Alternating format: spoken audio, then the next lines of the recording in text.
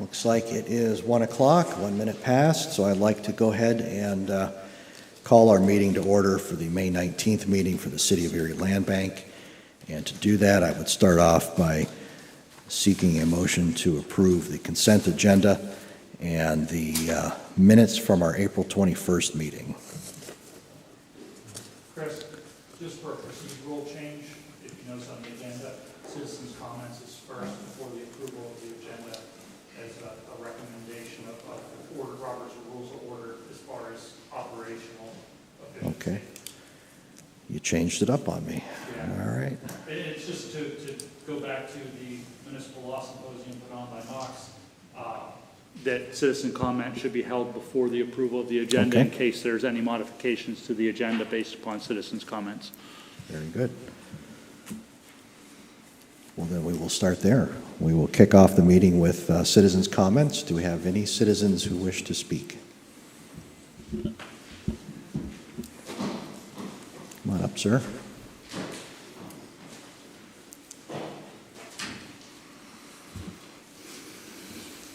Good afternoon. Good afternoon. Hi, folks. Adam Traw with Rothmars Partnership.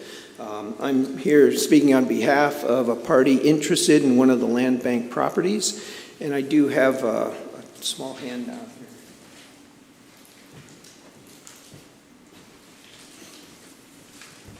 Thank you. Thank you.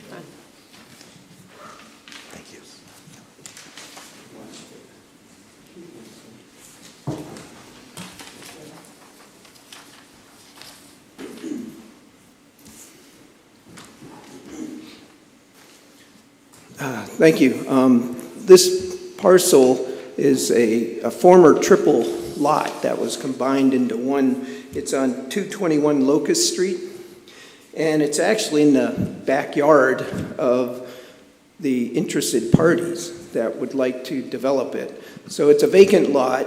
It had a 2 or 3 story rental structure on it that was, its original construction was nice, but it was bastardized over the years, and so it came down, and this parcel's been empty.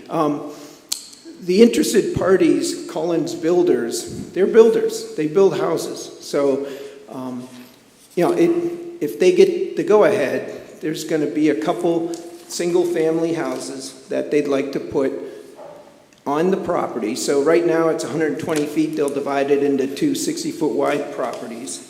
That fits the neighborhood. Neighborhoods are 1A, traditional family. So the R1A, of course, is the district that's for single-family residential, but the lots are small, so the setbacks and coverage and all that is more tolerant. But in our case, the proposed structures are well under any limits for the property, which I noted in the notes on the upper right-hand column. So what they'd like to do, they'd like to get rid of the hole in their neighborhood. This site right now, it's just a hole. You drive around the neighborhood. The neighborhood's really nice up there on that hill. And then you hit this open, undeveloped spot, and they'd like to just put a couple very tasteful single-family houses in that hole. And they've got a proven track record. So at this point, they're asking for consideration that they be able to acquire the property from you and get the development going. And there's Maurice Collins and Dan Collins here that if you want to say a few words about, Dan looks at that property outside his window every day. And he just thinks, geez, my family's been here forever, let's fill the hole. Yes, I am Dan Collins, and I live at 218 Gridley Avenue, which is directly behind the proposed lots at 221 Locust Street. I have 2 adjacent lots and a third lot which corners Elliott and Locust, which is my father's residence as well. So I've lived behind this property for 20 plus years, and as well as the property next door to me at the corner of Elliott and Gridley, and grew up on the corner of Elliott and Locust. and have stayed in the neighborhood and have remodeled 3 of the homes in the neighborhood there that I had lived in. And since this project, we have always kept in mind, have always looked to this property, and once it was abandoned, it had stayed abandoned and had brought down the neighborhood due to the deterioration of the property. And at that point, it took probably a decade for it to come down. So for a decade, I just sat in my backyard, you know, figuring out what I could do, how this can conform to my neighborhood and to impact the neighborhood and bring back the value and put the parcels back on the city tax rolls. So I'm very excited. They're great plans. We've built these homes before, and you know, I'm very excited to be living right behind this property. Thank you. Thank you. I do have one quick question, if I could. The planned Sure, Chris. use for these properties, single family, what would you be doing with them once they're built? Are you holding on to them as rentals? What's the plan? Well, the plan would be to explore that avenue. I've worked with the Redevelopment Authority over the years and have purchased property on the 400 block of West 2nd Street, for example. We went through the Redevelopment Authority through their loan process, and once those buildings were completed through draws, et cetera, we had kept ownership along with the Redevelopment Authority, and we leased those buildings out. We leased the properties out to tenants. We're a real estate brokerage company, a management company, and we managed them for a number of years, and we went to sell them, and we sold them, and the Redevelopment Authority received their funds in full, and we just moved on. So at this point, we would consider both options. I also have a question. What is your alternate financing for this? Conventional financing? And you may build these to rent or to sell? Either or at this point. Thank you. Okay, thank you. It's worth noting, there are some other rentals in that area. I've actually looked at a couple of them, and personally, I think their houses are nicer, but, but I'm biased, you know. Thanks. Okay, thank you. Any other citizens to be heard? Good afternoon. Dr. Roche Vermaak, Executive Director of Habitat. I don't think I saw the two of you last time.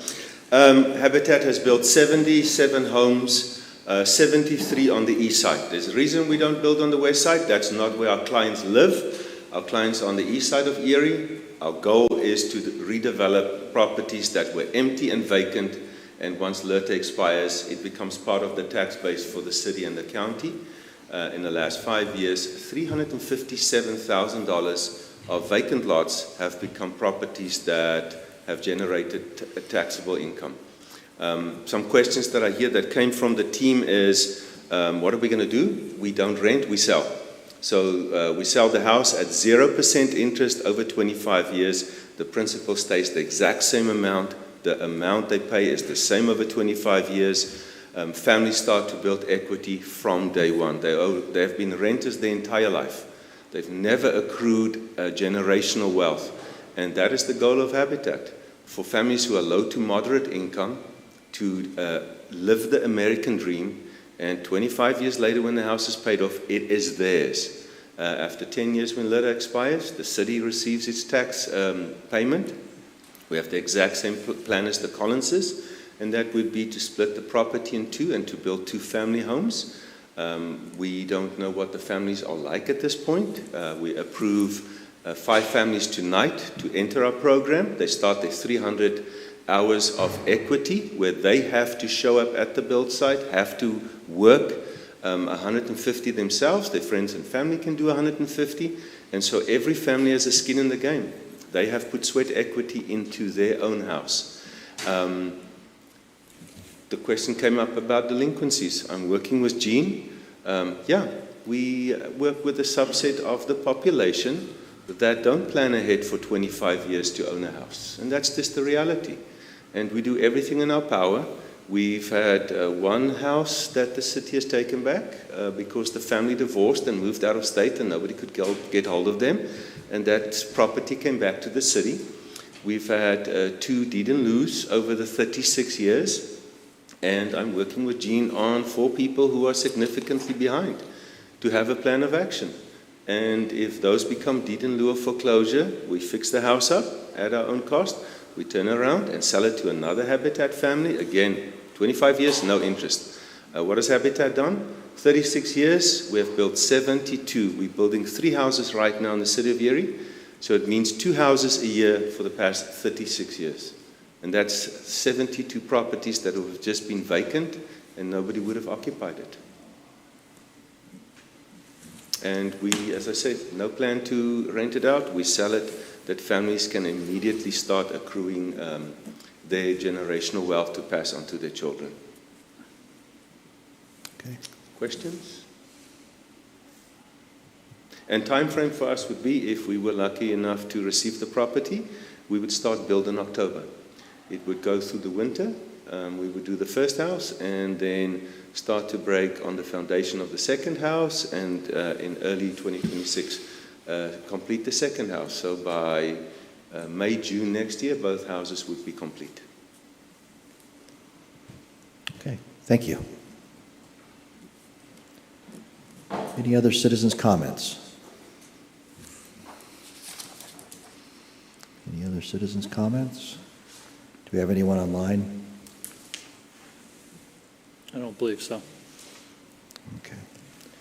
If not, we will close the citizens' comments portion of our meeting, and now we will move to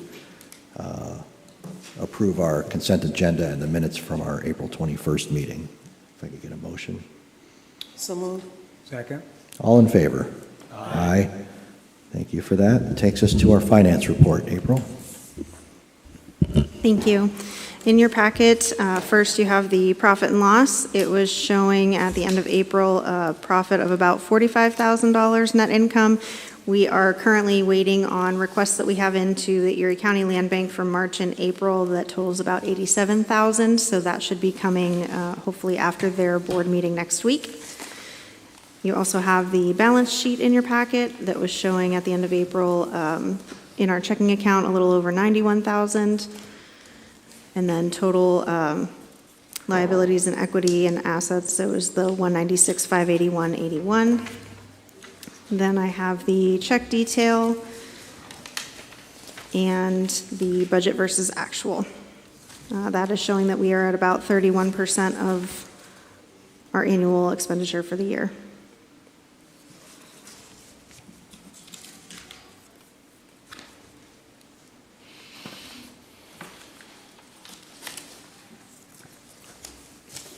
So we're tracking right about where we should be then. Yeah. Overall. I don't see any Seems line pretty good. items that are out of line too far, so good. Any questions on the finance report? Hearing none, I'd seek a motion to approve the financials. I move it. I have a second. I'll second it. All in favor? Aye. Mr. Chair, excuse me, Yes. I just noticed that under the consent agenda, approving the minutes, we're approving April 21st and April 24th.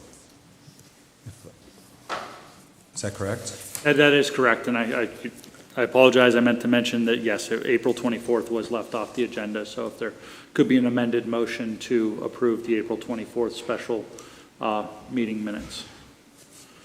I move it. I second. All in favor? Aye. Aye. Thank you for catching that. Okay, report of the executive director. Aaron? All right, thank you. So last week I sent out the property list, so you should have received 2 property lists, the properties held in inventory and then the sold property list. And then later last week I sent out the operational summary over the last, basically the 6.5 years of the authority. So I'm just going to kind of walk through some highlights of the properties held in inventory currently, the sold properties, and then kind of highlight some of the operational summary part of it. So right now, held in inventory, we have 102 properties total. 21 of those are 2024 judicial tax sales. 8 of those properties will be transferred over to the redevelopment authority as part of the conduit sales agreement to acquire those properties. 43 of those properties of the 102 currently have structures on them. 14 are under demo contracts, and several others associated with the judicial tax sale are out for demo bid currently. So there is some more that will be going out for proposals in the near future, but we're working on demolishing those that aren't salvageable. As far as the sold properties, total on that list is 89 properties. We conveyed 28 properties with structures on them. 7 structures were demolished by the new property owners for whatever reason. And total revenue in from property sales was $179,012.45 over those 89 properties. I didn't pull together, we're working on gathering and putting all that data in one place of what our costs on those properties were, but I don't have that at the current time. Okay. But moving over to is there any questions with the property list before I kind of go through the operational summary? I just had one question on your summary for the last 6 years, where you sold 21 properties for independent rehab. I wonder how many of those were vacant lots as opposed to buildings with structures, lots with structures on them? None of those were vacant lots. None Okay. of the 21 were, under the first 6.5 years of the land bank, we have not conveyed a vacant parcel for new development. That is something that we have not entered into a development agreement on. Until we had this Vermont property last month, right? Yes, that'll is be the our first one. That'll be Okay. the first one once that closes, so. And the hope would be Locust would be the next Yes. one. And then moving forward, and some of the procedural changes is that we won't enter into a vacant lot proposal that isn't adjacent to another parcel without a development proposal, just so that we can try to clear some of that up moving forward. We're not conveying parcels for land holding, which is part of our policies and procedures. But as part of that, like I said, 191 properties we have acquired through the land bank in 6.5 years. 77 of those properties were acquired through the judicial tax sale, with the remaining properties acquired through the redevelopment authority's condemnation process and blighted property process. 125 properties were demolished. $1.1 million in demolition costs were incurred by the land bank. 68 vacant lots were sold. As Sumner said, 21 properties were sold under development agreements. To date, the Erie Land Bank has invested a little over $3.4 million into the city of Erie through its mitigation efforts. That includes $775,000 in funding through Erie County's Act 152 demolition program, which has been instrumental in helping offset some of our operational costs and allow us to demolish properties that otherwise would have eaten into our operating budget and minimize the amount of properties that we could take. So, and then I kind of provided an overview of each work plan and the funding that we have utilized off of those over the first 6.5 years. So. I just want to say thank you for putting the summary together, because we've covered a lot of ground, and it helps to put it all in one place where we can see what we've covered in the last 6 years. And it really also shows the intentional pivot we're trying to make from just taking down the worst of the worst with blight to trying to get into more actively rehabbing and hopefully some new constructions. And that's why we rolled out that financing flexibility too. So first few years we did what we had to do and take out the worst of the worst, and now it's a little bit different balance, hopefully, moving forward. So thank you for that summary, Aaron. Yeah, you're welcome. That's my report. Okay, great. Any questions for Executive Director? Hearing none, we will move right into the solicitor's report. Good afternoon, Board. Happy to be here. With the marching orders from Aaron and his team, you'll see the sale of parcels and their status to add to those numbers that Aaron just provided us with a 6.5-year status update. My goal is to provide a more detailed breakdown of these properties for the board so that you're looking at a little bit more of a more definitive time frame. But for this report, I wanted to get you all the properties and give you an idea as to where they stand, but look for a little bit more detail going forward, starting with next month. Again, I understand the goal of this board is to get properties back on the city tax rolls, and I'm happy to be a part of that, and quite frankly, I'm proud of what we're doing for our city. The next item, 723 East 22nd Street, with the prior issue on another property, meeting with Aaron and Kyle, I thought that it is prudent to provide the board with a more definitive outline and procedure as to where we stand when we run into those situations where we've acquired property and there is a holdover or someone who we weren't aware was in the property, and the steps that we're taking to make sure that that not only their interests are protected and safeguarded and that opportunities are provided for them to relocate, but also to protect our process in that procedure as well. So what I will continue to do is to provide the board through Aaron and Kyle's help and guidance to let you know what we're doing and how we're doing it so that everybody has a high level of comfort going forward. So that was the intention. That was the intention of that entry. And again, we'll be elaborating on that as we go forward so that, again, everybody has a comfort level.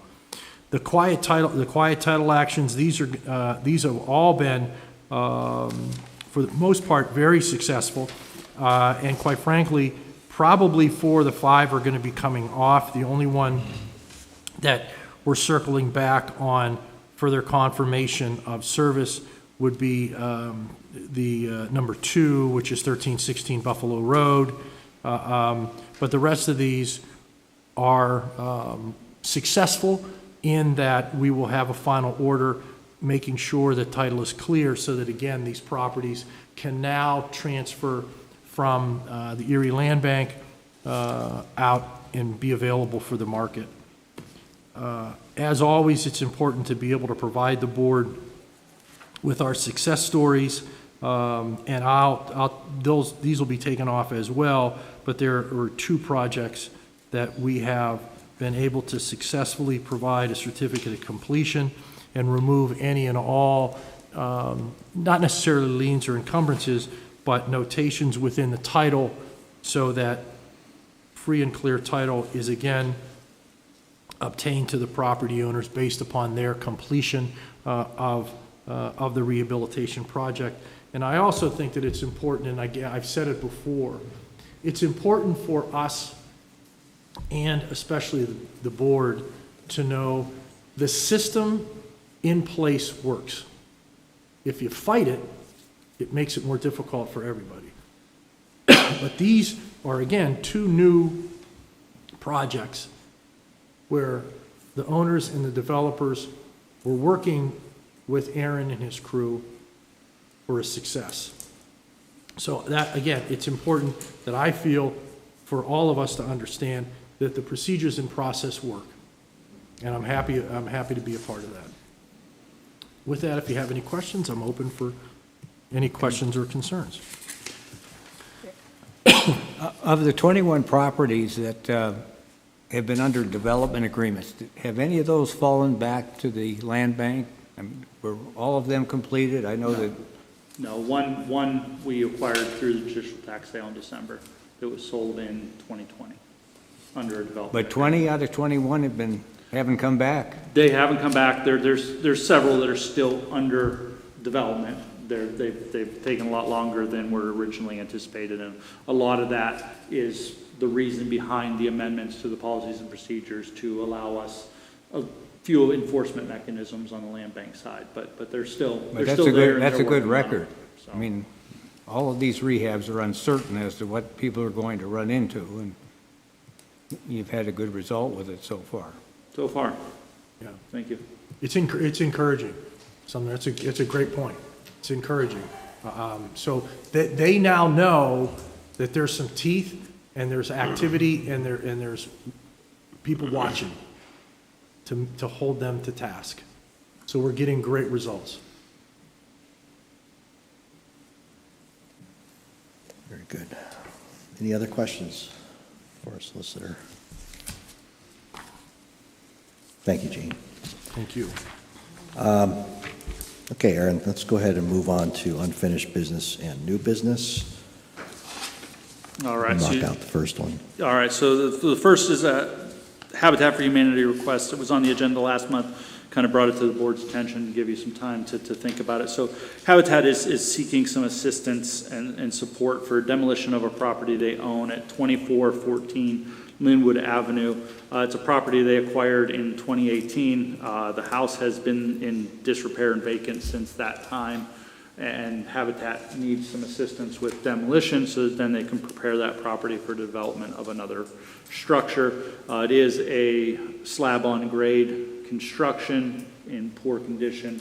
It would be my estimate that the demolition and clearing of that structure wouldn't exceed probably $5,000, maybe $6,000 at most. My best guess would be $5,000 given its size and stature. But you know, in the past, I've brought in properties in front of the board for assistance from neighborhood groups and such as far as demolition, and feel that Habitat being, you know, the work that they do and their work for the community, that the land bank could assist. We do have in our budget for this year $25,000 that was put there as kind of a contingency in demolition for any additional things that we would need to demolish through the year. So. Was that lot purchased from the Erie Land Bank? No, I believe it was a private purchase. I'm not quite sure. And do we know how many lots that Habitat for Humanity own in That the I do city? not. Yeah, I'm just wondering how many they have available right now.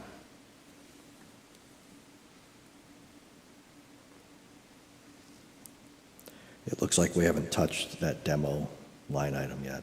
No, we have not. There's nothing, yeah, that funding's just sitting there, and yeah, we haven't quite found something else for it. That was the $25,000, you know, to pilot an accessory structure demolition program that we're still seeking other funds for. Are they but- willing to link that with commencing construction? I mean, they've owned that for 6 years. We can structure however the board would feel to put a motion together. We can cap it at a certain amount, that we give a little assistance, but not all of it. We can, however the board would want to motion the support. And what was that address again? 2414 Linwood Avenue. It is on the east side of McClelland, behind the elementary school. Do you give an indication of his timeline to build? No, I do not. It is a very large parcel. I'm not sure if it's very deep, kind of in a mix of development. You guys should have a aerial of it in there. The property actually sits closer to Fairmont Parkway than it does Linwood, but it's a very deep parcel. So I'll just throw it out there. I would be willing to assist, but on a reimbursement basis when a certificate of occupancy is issued. I don't know if that's throwing it out too far in advance, but That we would refund that to them Refund when it, they put a building up. yeah, I like that idea. up to a certain dollar amount. You think it would probably not exceed 6,000 or 7,000? Yeah, I would say if it came in more than 5, I would be surprised.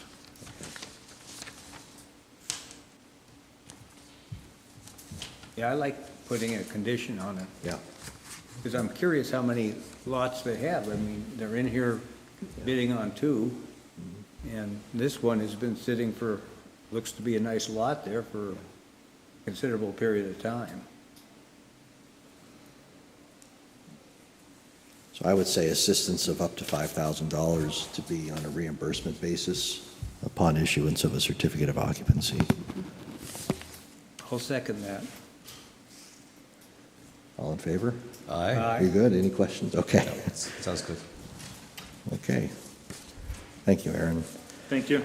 I would like to pause here, and I think I want to change the order of things. I want to finish up the unfinished business on Locust before we get into the other topics. And before we do that, if it is okay with our Realtor, catching you off guard and perhaps unprepared, but if you don't mind stepping to the microphone, giving us any updates you have before we recess into discussion. Updates on any particular parts or 221? Any contracts outstanding on, or folks Okay. you're working with on Yeah, this?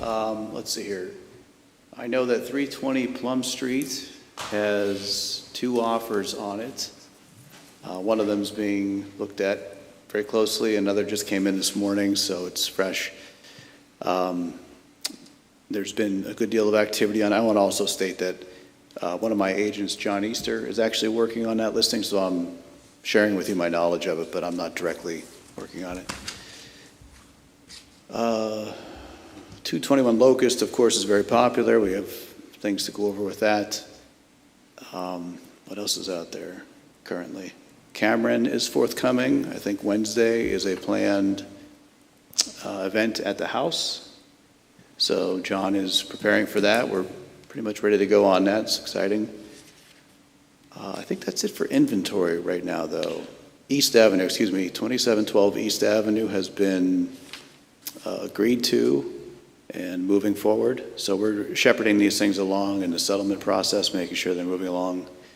We don't want you guys cutting grass any longer than you have to be. So I think that's everything in inventory right now. I know there's some other things forthcoming, so we'll see. But that's... Okay.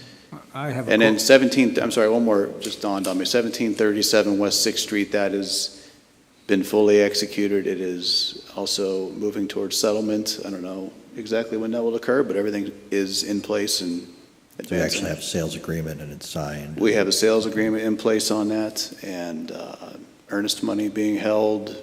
Yeah, I know that there is some of this is being structured as we go. We're formatting, and it's coming along nicely, though, so, yeah. Great. Thank you. Yeah. Appreciate all your efforts that you've brought to the board here. It's good to see these properties moving. I'd like I to add have one more one thing. question. Yeah, go ahead. On the, what is your suggested price for the 2321 Cameron? Because that's nearly complete or is complete.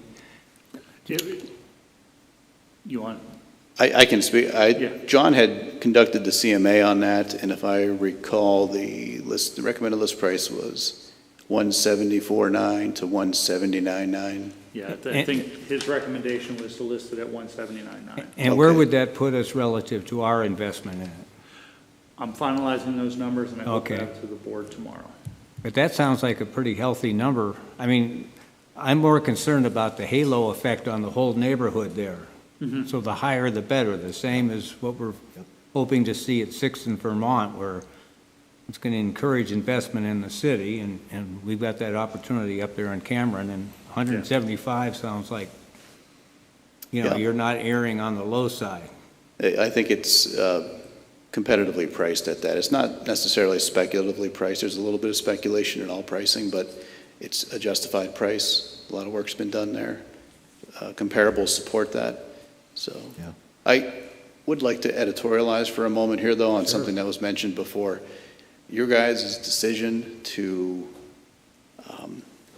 screen prospective buyers for these lots, for these properties, although it is a little prohibitive, some people, we get these calls now on the properties that we have. Well, why do we need these? And it's a very, very easy case to make that we want capable people seeing these through, that we don't want to just hand these off to somebody who doesn't have the financial means or is unaware of what it takes to get them renovated.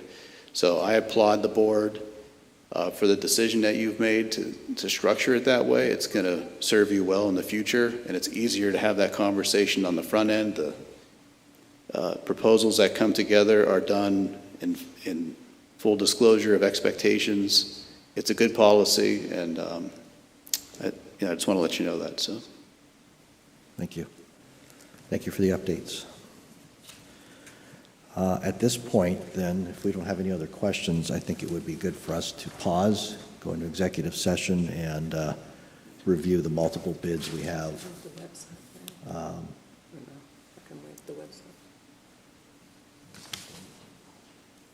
Well, we're going to change up the order. Okay. Yeah. Just to, because we need to make a final decision on these bids. So at this point, I'd like to pause and go into council chambers, if that's okay.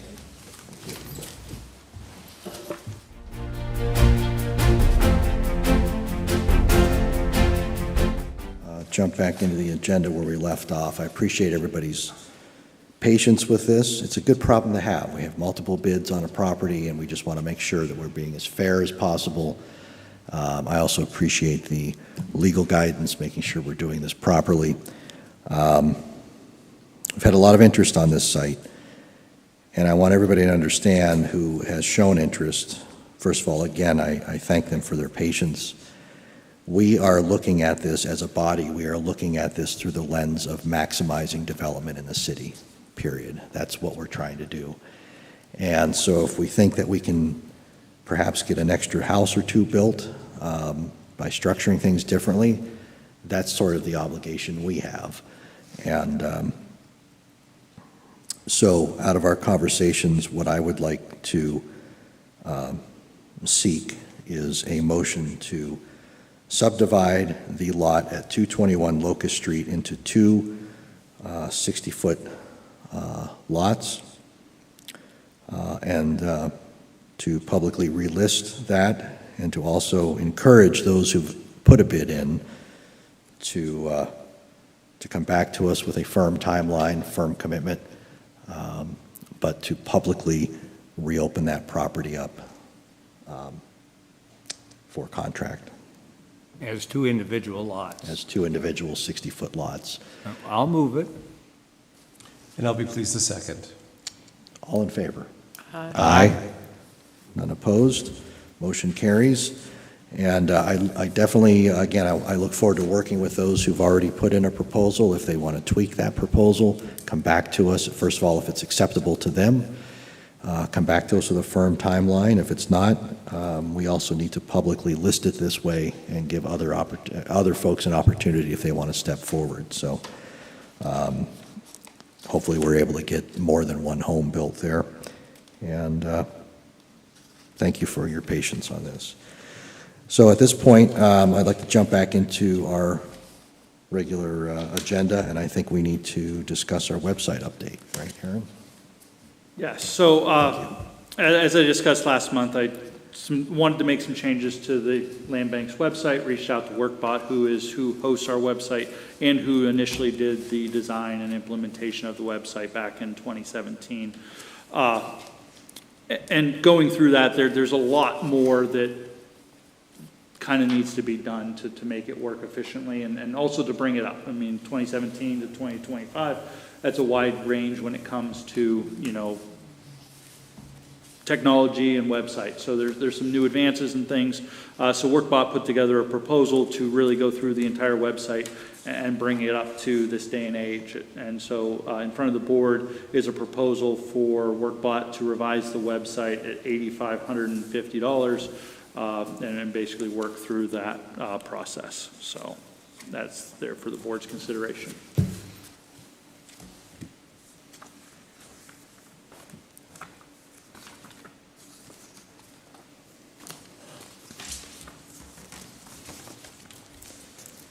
Did they not, I didn't have you make it for everybody, did I? I'll just say I've worked with them in the past and have had good experience with them, so. Yes, they've been, we between the authority and the Land Bank, we work with two website companies, and the Land Bank website is, they're far easier to work with, and their CM side of it is far easier to work on, so. You sometimes get inquiries from the website We do get quite a few contact us requisitions on the website that we follow up with. We average about 2 to 3 a week, I would say. Now, do you have the lots listed with any aerials like you have? That is one of the changes that I had asked if they could do, and they're certainly open to it. It's just something that in the current setup they can't do. So that's something that we would be looking to do is have an easier way for us to manage our constantly flexing, inventory of properties. That way we can easily put things up and take them on and put them off the website. Yeah, and at the moment, you just have the addresses and the index number and the lot dimensions but you don't have any. No aerial Maps shots, no maps, no picture. Yeah, and- It's just kind of and this an inventory list. This revision would allow you to include maps or Yeah. aerials? Yeah, because right now it's I linked think to a that'd be a Google map big that plus. doesn't work very well. Okay. It has some bugs in it, and it's something that they said they can work through and they can change and revise it, but in the current setup, it's not able to be changed. And Mr. Snipper, we saw a proposal maybe a month or two ago. Is this different than what was presented a couple months ago? or- No, that's the same one that was presented last month. Okay, we just didn't take action Yeah, on it was just for the board's consideration and something to think about, so. Okay. I'll say, as we get aggressive about trying to market these properties and really it all starts with your website, right? I mean, that's your forward face. And it's got to be functional, it's got to be user-friendly, and so I support the investment of getting this upgraded. Yeah, I'll move we approve it. And I'll second. All in favor? Aye. Aye. Okay, 2321 Cameron, we have a couple of change orders. Yeah, so in front of you is 2 change orders. One is to finalize the work of Braun Construction, who did the major renovations over there. A couple things, we were kind of holding on to, just waiting on some things to come in, and an issue we had with the sewer line that we were unaware of. So we had the change order 2 for Braun Construction is to replace the base cabinets upon further looking when it came. We were replacing the upper cabinets and we were going to paint the base cabinets, and just for continuity and appearance sake, for $520 we replaced the base cabinets. It just seemed like the best thing to do. And then with the second part of that, $2,400 of that change order is plumber to rework the gas line to connect to the new national fuel meter outside. Along with the major part of that was a backed up drain which caused 2 inches of water into the basement early on in the project, that we had to jet the sewer line to clean that out. A lot of that was inactivity of the property for so long. So that's a total change order 2 for $2,950.95 for Braun under one motion. And then the other motion is under the driveway. We had a contract with Empire for $59.75 for the driveway. The city required 2 additional sidewalk slabs to be replaced to meet code at an additional $250. While we discuss extras for that property, am I correct in recalling we don't have central air in that property? We do not have central air in that property. Did you get a price for that, or? We did not. We did not. I'm just thinking, we're trying to upgrade the neighborhood and. Yeah, and I can give you my I think- 2 cents on central air in Erie, Pennsylvania, but that's my personal opinion, so the mechanics and engineering of central air in northern climates does not work, so you can't push heavy cold air up to from the basement up to the first floor, so. Oh, it wouldn't work with the ductwork for that? No, AC is more efficient from top down, where in our northern climate, heating is efficient from bottom up. So when you add AC to a northern home that isn't designed, you're pushing cold, heavy air, and you're trying to push it up to the top level, and it ends up always settling down. So your basement, which is essentially in Cameron Road, half underground, would be substantially colder than the thermostat upstairs, where the reading is being taken. So But we could put some mini splits in the upper level too. we could, or we could leave that up to the new homeowner who Yeah. buys it at market rate and, moves in, so. Okay. Can you give us a quick idea with these 2 change orders? We're still pretty close to our original budget. And I'm finalizing some of the final numbers based with the installation of the appliances, some of the landscaping costs, and some of the final tweaking things that we've purchased, accessories for the bathrooms, closet shelving, things like that. But our contingency on this project was around $16,000, I believe. So we're well below that. The driveway came in at about half of what we had anticipated. So we're well under budget as far as that goes. And like I said, I'm hoping to have that to the board tomorrow. I was hoping to have it today, but some other things hit priority this morning, so. Okay.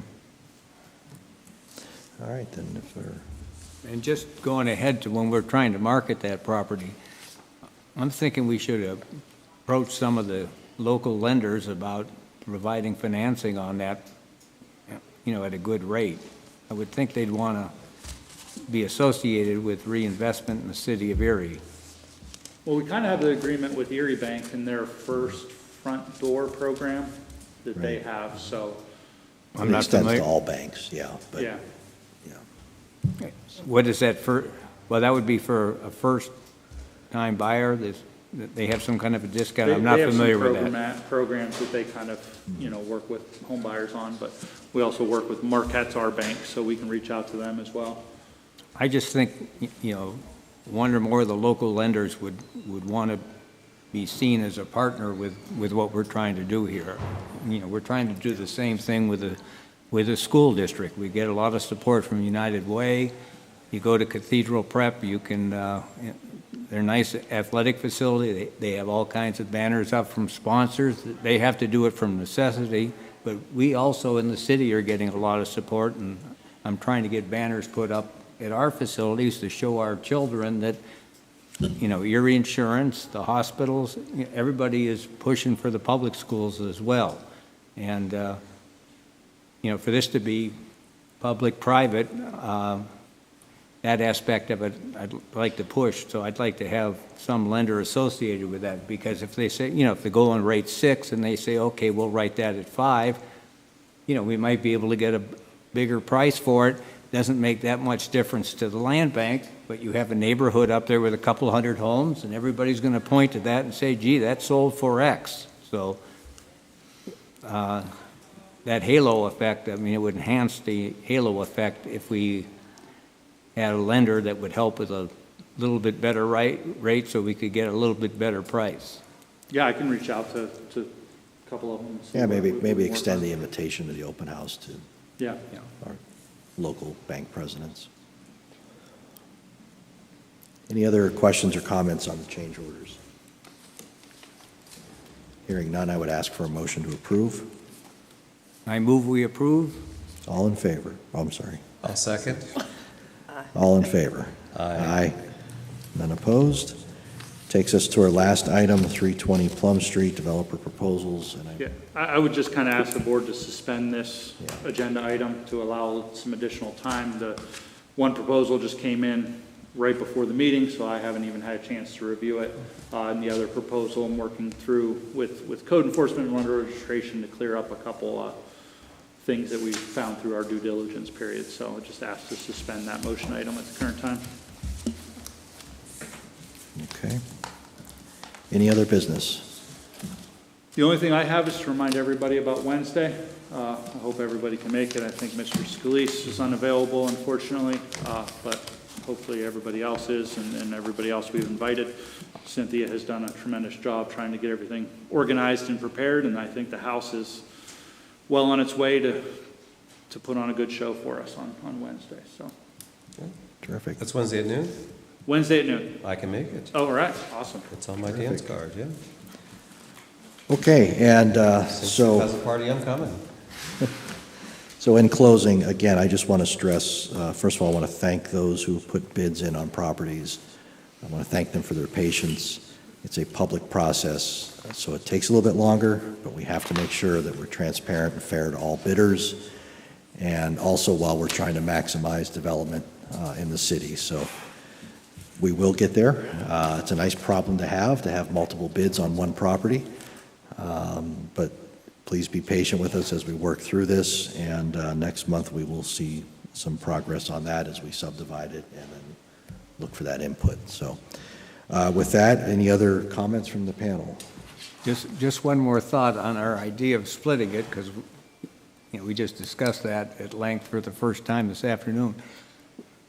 It may be possible that some of these people are going to submit bids on both properties again, right?